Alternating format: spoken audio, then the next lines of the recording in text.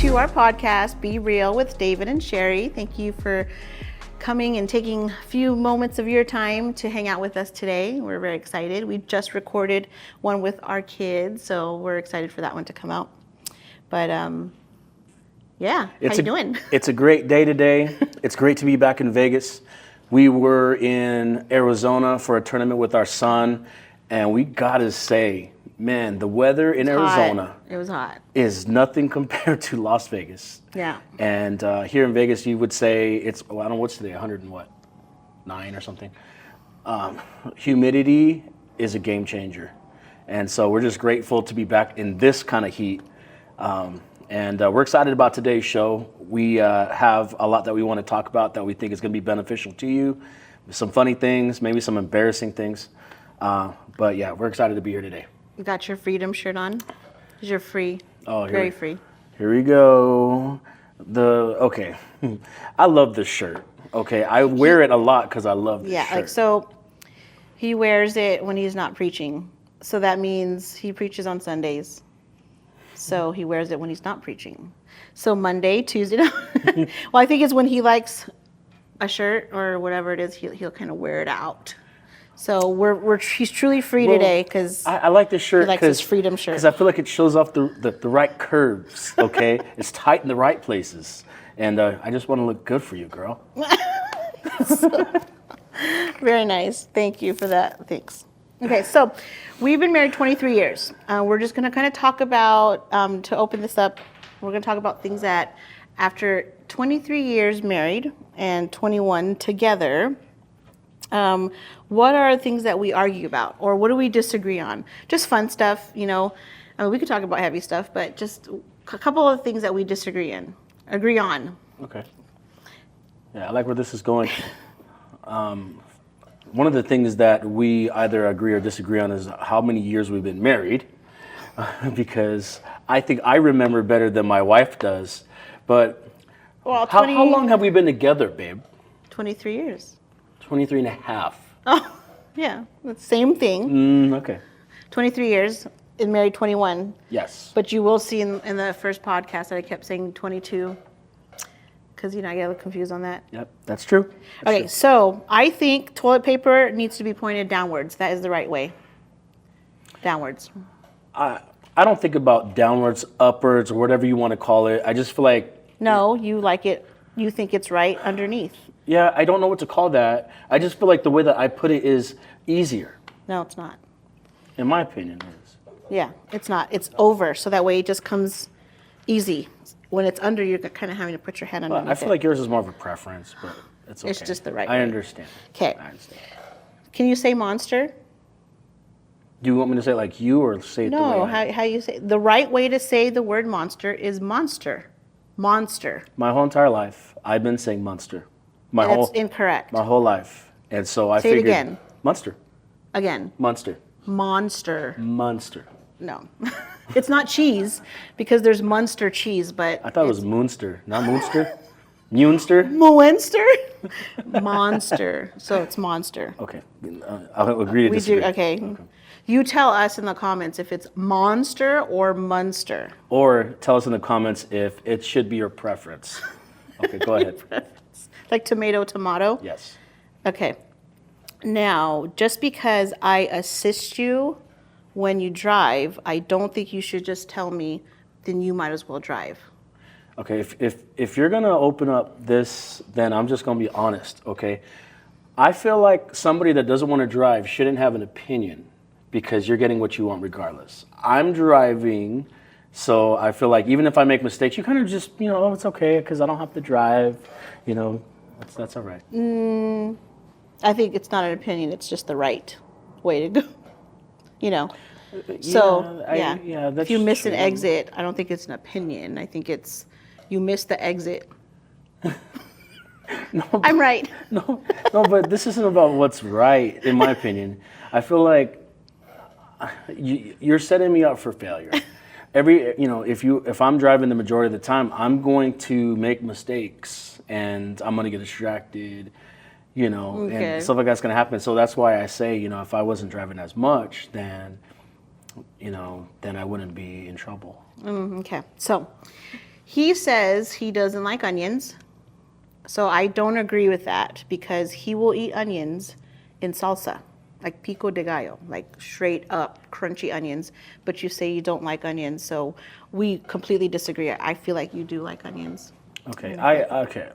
So I don't know what it is with this whole pico de gallo thing. I think it's the way I grew up. Maybe for some reason I'm able to eat it in pico de gallo, and when it comes to anything else, I don't know why it's like that, but it is, and I can't explain it. Some things you just can't explain. You like onions. In pico de gallo. You like onions. I'm not going to eat it in other things. I'm just. Okay, so that's just okay. So what are the things that you disagree on with me? All right. Well, you prefer box shells. No, oh yeah, okay. Okay. You like box shells, okay? And you think tacos should be made with box shells. No, I don't. Yes, you do. I'm okay with the box shells. No, He thinks it tastes like cardboard. She thinks tacos are the ones you go to the store and it says Ortega, and then you're supposed to put meat in there, ground beef, and that's a taco. And I disagree, but that's what a real taco is. What do you call that then? I don't know. I don't even know why they call it tacos. I don't know why they call Taco Bell, a Latino restaurant. I don't know, because it's like sometimes like this isn't Latino. But anyway. So we disagree on that. I just don't. I think it's more about authentic. Okay, so it's not that it's not good for some people. I get it. Some of you guys don't hate me because you love that. I get it.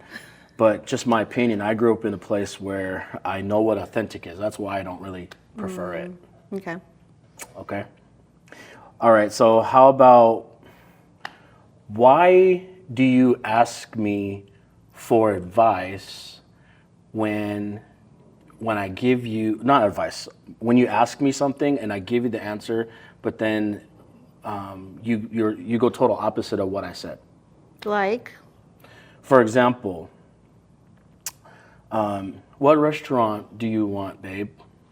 Where should we eat? And I'll tell you what I think we should eat, and then you'll do the total opposite of it. So it almost feels like you want.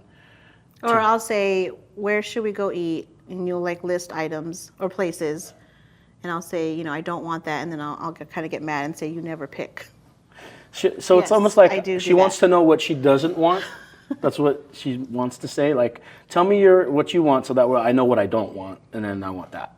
Yeah, And that's what I it do feels that. like. Definitely do that. And so the reason. Or when I say, which shoe should I wear with this outfit? Oh yes, that's a huge one. Yeah. And then I'm like, girl, I told you 3 times that one is great, and so it's And like. I'll go ask my kids their opinion and go with their opinion. Yes. I don't know what it is. Yeah, and I'm like, okay, well. I think I just want you to tell me, you know what, either one, you look great. No, I do want you to pick actually, but Yeah. I don't know why I do the opposite. Yeah. Yeah, but it's okay. I've if that's the way it's going to be, then let me help with the process. Okay. How about whenever? And this isn't always. This is some instances, and that's why I brought it up. Sometimes you will ask me to do something just because you don't want to have trouble asking our kids. Like what? Like certain things you need Oh, done. chores done? Certain things you need done, and you'll just tell me to do it because you don't want to so this is where we will kind of butt heads because I'll ask him to do something as a husband, like a to-do list, but he thinks our kids their existence is to do things for us. I don't agree with that. Like they're there, they're just sitting there, and I'm the mom thinking they just went to school for 7-8 hours, they just had practice, and they're exhausted. We just kind of had a chill day, so I'm gonna ask you to can you take the trash out, or can you do something? And his you have kids for that. And so we completely disagree on that. I still consider the kids' schedule, and so. He thinks I'm asking just because I don't want to argue with the kids. That's partially right. Okay. So I'm not an unfair person, guys. I'm gonna give you some credit because you know what? You're a brilliant person. I think you're honest. Yes. But you're not being all the way honest. Yes, Okay. I am. Let's be real. Yeah, there are those times where you just had it and you just don't want to have to go through the battle of getting somebody to do something. So So when you don't want to do that, you look at me and you're like, well, if I tell you, then I know I don't have to fight. It's going to get done. Let's be real. Maybe. All right. Maybe. And so I get 50% on this one. I actually get 50%, but I think we're right on both sides. You're right. I can't say you're all the way wrong. You're definitely right. And guys, before this makes me look terrible, because he just thinks that he our just kids had are slaves. He had kids so he can have slaves, guys. It's not that. It's just that's how I was raised. You know. I don't want to go into the things that I was doing at my parents' house, but let's just say, you know, there was just certain things that was expected from me, and I think I carried on into our family a little bit. Yeah. Sometimes I got to be set straight, and I agree. You know, they had a hard day. They probably shouldn't add anything more to it. I agree with that. But there are some times where I'm questioning, you know, maybe they could do it, you know, but that's just me. Okay, so the reason why we talked about differences, because in this world, there's a lot of differences and a lot of, when people have differences or they don't agree with something, we have something called the cancel culture. So I wanted to kind of talk about that, just what that looks like when you have disagreements. I mean, it's like there's no more where let's work it out or let's figure things out. It's more like as soon as you do something wrong or say something wrong, or even saying the wrong thing, you're canceled, right? I mean, as pastors too, just preaching or saying something. I think there's one time that you brought up politics just really quickly in a message. This is years ago, and that person did not like what you said, and they had gone to our church for a few years, but because of that one thing, just completely left because of one thing. But I feel like we're part of a generation where it's just easy to just cancel people, whether it's family or friends. So I wanted to talk about that, like what does that look like, and in comparison to just having healthy boundaries. Right. You know, instead of just canceling people or having healthy boundaries, but also learning when someone shouldn't be in your life. Like what's the difference between just truly toxic behavior, where it's probably not best to be in each other's life, and the difference between that and just altogether canceling people. So that's what I kind of wanted to talk about today. I think there's people that have differences and maybe have different beliefs than you do, but it doesn't mean that they're terrible people. Right. It doesn't mean I need to remove these people out of my life. Yeah. Because that's where you look from the filter of, is this person toxic to my health, to my life, and should I remove either myself or remove them out of my life, you know, so that I can, promote health. Right. And I think we kind of mixed that a little bit too much, where we're getting rid of people out of our life that are actually valuable to our life, and people that we can count on, people that we love, people that have always been there for us, but because of a disbelief in something that we believe in, maybe we're more prone to say, hey, you probably shouldn't be in my life anymore. I think we make mistakes like that, because some of the best people that we have in our lives don't always agree with what we are standing firm on, whether that's politics, whether that is religion, a relationship with God, or whatever the case. I have friends in my life right now that aren't even saved, and I don't counsel them because they tell me something that they believe or something that they have a stance on. I think the important thing is understanding who you're dealing with. I don't expect everybody to be like me. Yeah. What are your thoughts on that? I think there's a difference between like cancel culture and having safe or healthy boundaries. Right.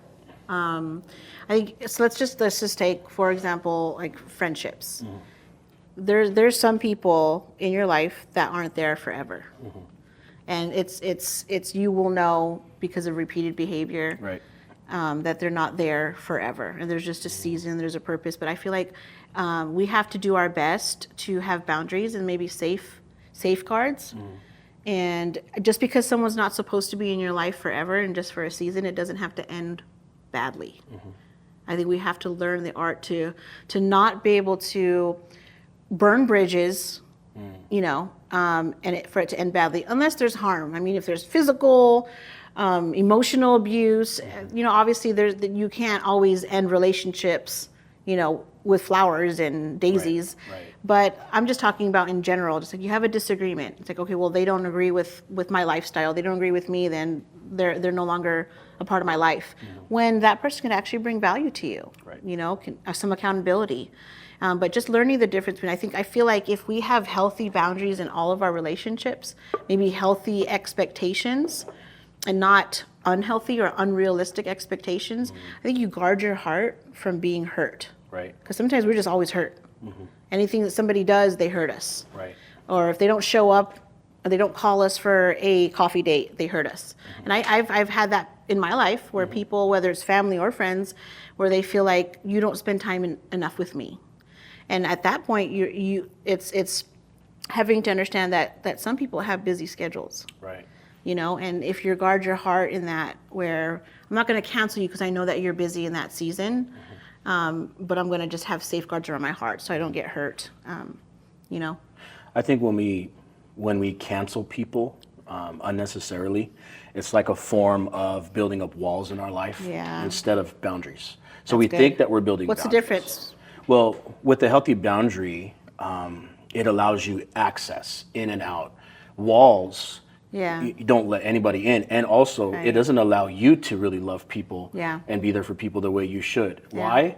Walls to me is like trauma, right? Yeah. We are hurt so much that at this point, we don't let anybody in or out. Yeah. And because of that, you know, we're isolated, you know, that puts us in a bad place, I think. Yeah. You know, we're not having, you know, the relationships that God wants for us to have in our life. Right. The fact is we can't do life on our own. Yeah. We think we can, and we get to that point to where you want people to be with you. You want to celebrate things. Yeah. You want to also celebrate other people, not just about what you're doing, but also what other people are doing. There's nothing worse than being alone. There's nothing worse than, you need community. You need fellowship with people. Yeah. And so sometimes it's us having to look, you know, if it's something that it's always happening on our side, where why am I losing friendships or why am I losing people from my life? Sometimes we have to ask ourselves, am I placing unhealthy expectations on people and they just continue to let me down? Right? Or can I just maybe have some safeguards around my heart and boundaries and not expect certain things where it doesn't allow me to get hurt. And I'm grateful for what I can get in relationships, right? Or the times that people do spend with me. I think that calls for healthy boundaries is the unrealistic expectations on people, so that you safeguard your heart, not getting hurt. Right. We can also, I think it's easy for us to say it from that perspective, from us having healthy boundaries, but I think we also have difficulties having relationships and friendships in our life that have healthy boundaries. And the reality is you can love somebody that has boundaries. You could love somebody that wants to... I think people sometimes get offended by Yes. people that have boundaries. Absolutely. Yeah. We will, because when you are suggesting something or you're asking for something, and when that person says no, then we feel offended, we feel unloved, we feel unwanted, we feel like they're not a good friend, they're not there for us. Right. It's not true. It's just, you know, some people have to operate with a system. A system in their life for them to be successful. Because otherwise, if you go the other route, it's just trying to please people. That's something that I think I learned. I'm a people pleaser, in a sense, right? So you feel like you have to say yes to everybody. But saying no, I think, empowers you. Right. You know, I mean, doing it with wisdom and being there for people the best that you can and giving your best yes when you do say yes. But I think saying no protects your own heart, protects your own mind, and just not feeling so stressed all the time or trying to meet people's needs that you end up neglecting your own needs and you end up neglecting your peace because you're saying yes to everything and you're stretching yourself so thin, and being able to say no so that you could give your best yes.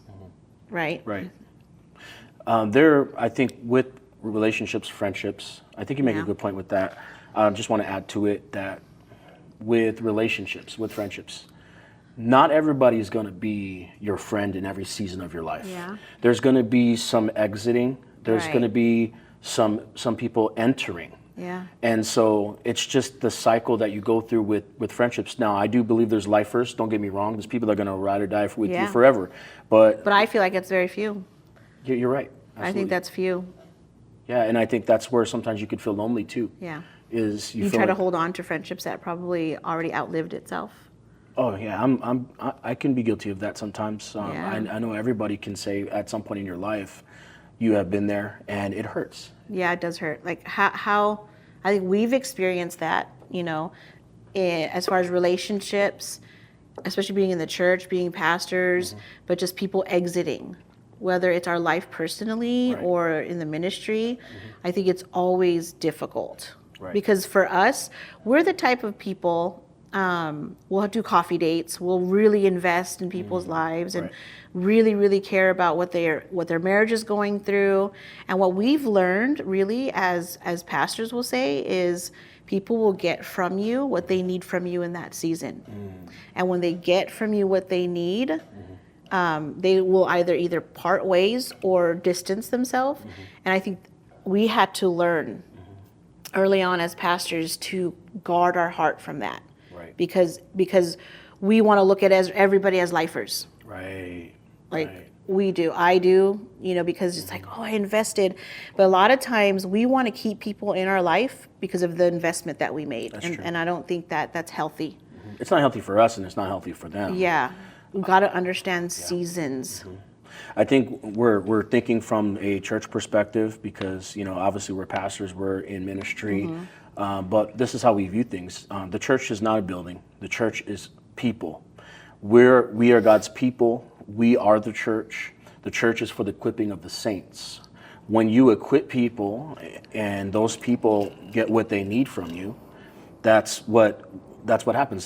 Sometimes, from your life, those people end up going somewhere else. And I think the more we understand, we arm ourselves with knowledge, understanding that's the process, we're going to be less hurt by it. I think we play a role in people's lives the way that God wants us to play a role. Yeah. The role that we want is the lifer part. We want to be there we want them to be forever, or we want us to be forever. And that's not just church, though. That's relationship. That's true. I think friendships. There's some friendships that will be in your life that are there for a season, and you guys maybe drift, and it doesn't have to be ugly. No.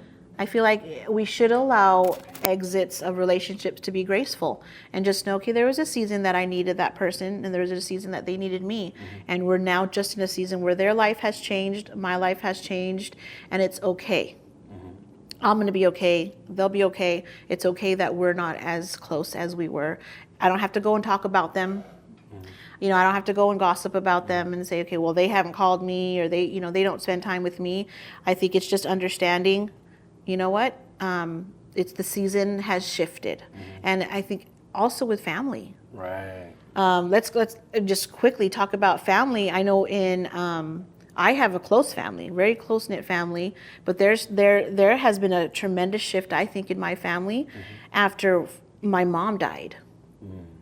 After my mom died, like my mom was like a glue that kept our family together, kept everybody together for dinners, or we'd have family events, and we saw kind of a shift that took place, being that my mom is no longer here.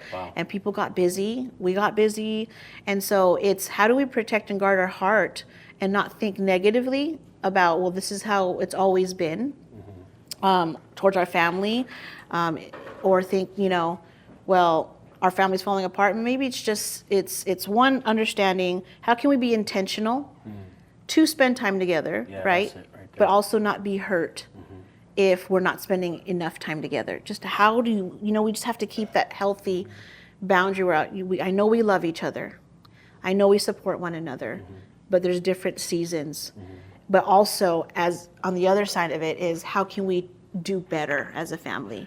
How can we spend more time together as a whole? It's not one person's responsibility, right? That's huge, because I felt like I carried that responsibility. It's not one person's responsibility to get the family together. I think the family should come together as a whole and spend the time together. And when we do, enjoy that time, because it might be a few more months till we see each other again. Yeah, I think there's two sides to the coin, because we know what the Bible says, that to everything there is a time and a season under heaven. And that's not an excuse to be unintentional. Okay, Right. that's not an excuse to just ignore, the people that you love. Yeah. Yeah. There is such a thing as being busy, Yeah. but there's also such a thing as being intentional. Yeah, and honoring your Honorable, family. intentional, especially with people's feelings. Now, Yeah. it's not being a people pleaser to do that. Right. It means that I understand my load, okay, what I can and cannot do. When I have the opportunity, I'm going to take that opportunity to be intentional. Yeah. That means we're going to have family time. That means we're going to invite. That means we're going to be practical with things you can do. But at the same time, do it in a healthy way with boundaries. And I think that's how everybody operates successfully. I think it may not always be on both sides. And I think that's where everybody has opportunity to grow and learn. We haven't arrived. Yeah. We all have to be learners of this. Sometimes we make mistakes. Sometimes we allow our schedules to get the best of us, and then we find out later that it's, people feel like, they feel a certain way. You Yeah. know how that is with family. Yep. The last thing we want anybody to feel like is that we don't love care. them or we don't support them. Yeah. Absolutely. We do our best. We try to do our best to do that, and while we carry a lot of weight. So, kind of just wrapping this up, because we're talking about cancel culture. We're talking about how can we live with safe boundaries.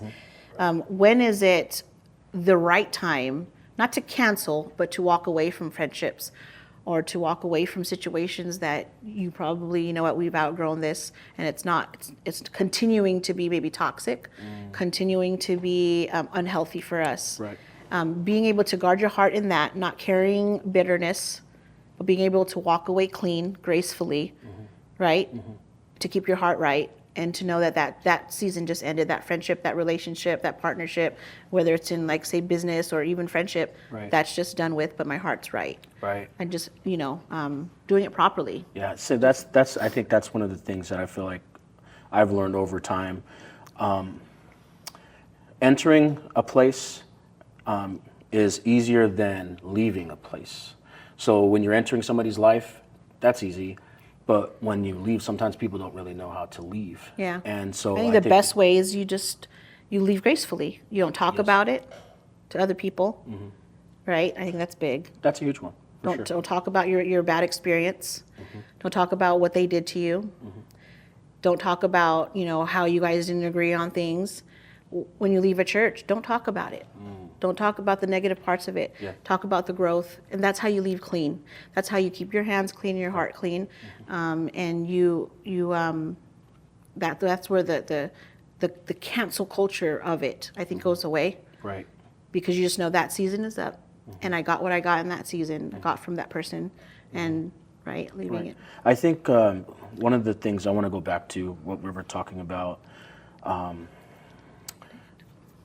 and I'm just to make this real quick, being able to identify whether or not somebody should either be in your life or not, making the right decision. With that, how do you know when you're with a friendship, or even for some of you guys, a relationship that you shouldn't be a part of? I think one of the most important things is to have discernment, whether or not this is just a temporary moment and that you shouldn't make a permanent decision, Right. or if this is actually detrimental to your health, Yeah. toxic. There's no way going forward with this. Yeah.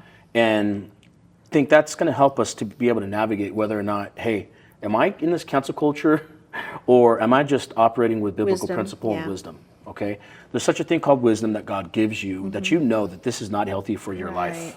And there's no way to spin it. There's no way around it. Right. If you continue on, you're just pleasing people. Yeah. And you're just trying to you're just thinking about people's feelings, but you're not thinking about your health. Yeah. Your health physically, emotionally, and spiritually. Right. And at some point, when we people please, we put other people in front of ourselves, but then we suffer because of it. And all it does is it creates more problems. Yeah. It creates more issues. And so the discernment and the wisdom is the most important part of it. Yeah. Because it's doing it God's way. Yeah. When you do it God's way, I feel like you can't go wrong with that. Now, it's not to say that it won't be it will be easy, or it won't be hard. It will be. However, in the long run, I think for the other person, not just for you, for the other person, it's great to be in a place where you are where you're supposed to be and they're where they're supposed to be. Yeah. And I think that promotes health. Yep. So I think we're out of time. We are out of time, but we want to say just these last remarks. Number one, we hope that this is beneficial to your life. We hope that this content has been a blessing to you. What we want to say is we hope that you continue watching, and please give us opportunities to be able to be a blessing to your life by saying and speaking content that you want to hear. Yeah. And so continue to comment. We invite you to interact with us on our channel. Let us know what you feel like you need to know, whether it's about your relationships, your marriage, parenting, or whatever it is. If it's involving ministry, we want to be a blessing to your life, and we can't wait to see you next time on this podcast. Be Real with David and Sherrie. Wow. We did it on time. That was not planned. Hope to see you next time.